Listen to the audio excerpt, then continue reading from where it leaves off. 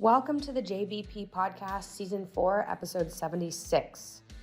We use stories to understand the world around us. It's the reason we appreciate a beautiful poem, or why our breath is taken away by a movie. Any great piece of music tells a story too, through the lyrics, of course, but through the instrumental arrangement too. Personally, I've noticed that parts of life are arranged in stories too, overlapping narratives for different aspects of your life, relationships, adventures. I find it particularly obvious during trying times. Those times feel like narratives. Part 1 of this compilation focuses on Season 4 conversations between Dad, Randall Wallace, Chloe Valdry, that episode's coming soon, and Angus Fletcher. I hope you enjoy this narrative. Also, if you want to stop hearing my voice reading ads throughout these episodes, check out jordanbpeterson.supercast.com. If you're listening on a podcast site like Apple Podcasts or Spotify or whatever else you're listening on, after sign up, it'll swap this free podcast for the paid version, the premium version, and you access it the same way as you usually do. It's a very nice setup. $10 per month or $100 per year. That's jordanbpeterson.supercast.com. It's also in the show notes. I hope you enjoy this episode.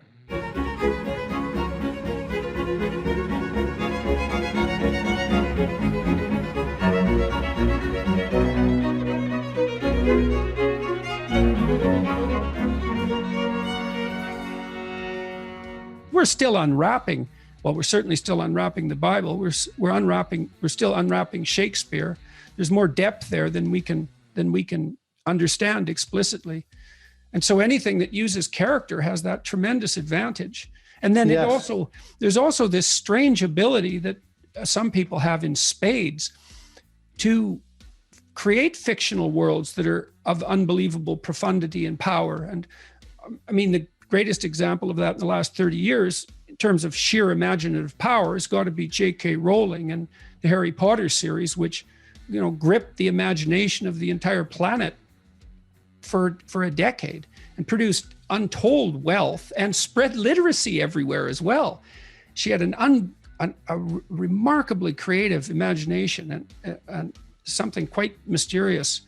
And so you're fortunate enough to work at the marriage of ideas and drama.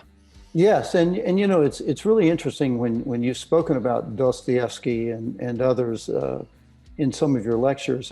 I'm fascinated by him and all the Russians. I studied Russian for 4 years in college and read some of these in the original. My Russian wasn't fluent enough for me to really, I had to grind through them, but Tolstoy, Chekhov, who was a doctor, a medical doctor, as well as a writer. So that congruence of a commitment, not just in terms of literature, but that he used his profession as a doctor to also inform him as a writer. He famously said,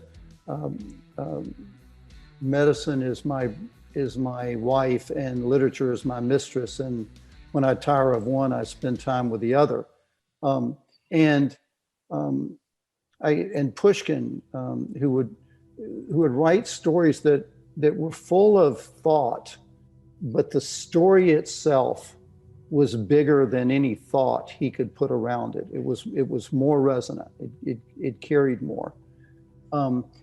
By the way, when I listened to your biblical series, it caused me to decide to read through the whole Bible, and just start to finish. And I grew up Southern Baptist, so ever since I could read, I've read the Bible virtually every day of my life.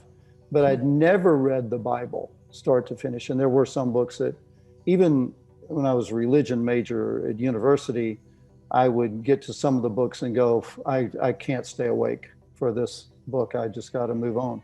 But when you really go through it and you see the Old Testament as this incredible saga of a people trying to find the rules that kept them together as a people, and who felt, if you disobey these rules, then it's going to end badly for us all.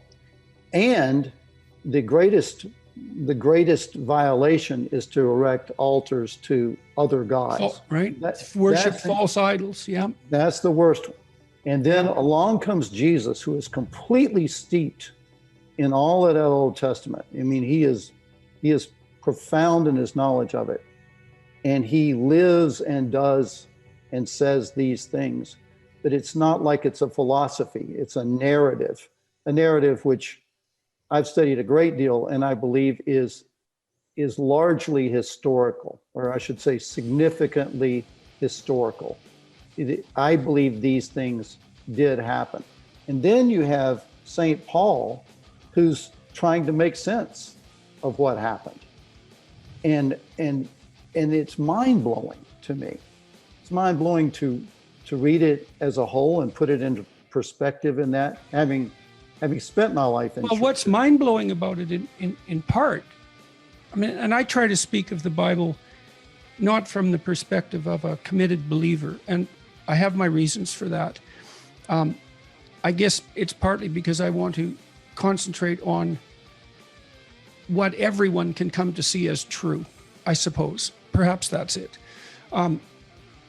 But it is remarkable that the Bible does, in fact, make a coherent narrative, because we don't understand that. It was written by a very diverse range of people over a span of time that we can perhaps not even imagine. It's very difficult to tell how old the oldest stories in Genesis, particular, are. The story of the fall and of Adam and Eve and Cain and Abel. They bear all the hallmarks of a previous oral tradition that would have existed in a relatively unchanged form for tens of thousands of years, and perhaps even longer than that. And so they're unbelievably ancient. And then parts of it obviously are newer, and the written parts are obviously newer than any tentative oral tradition.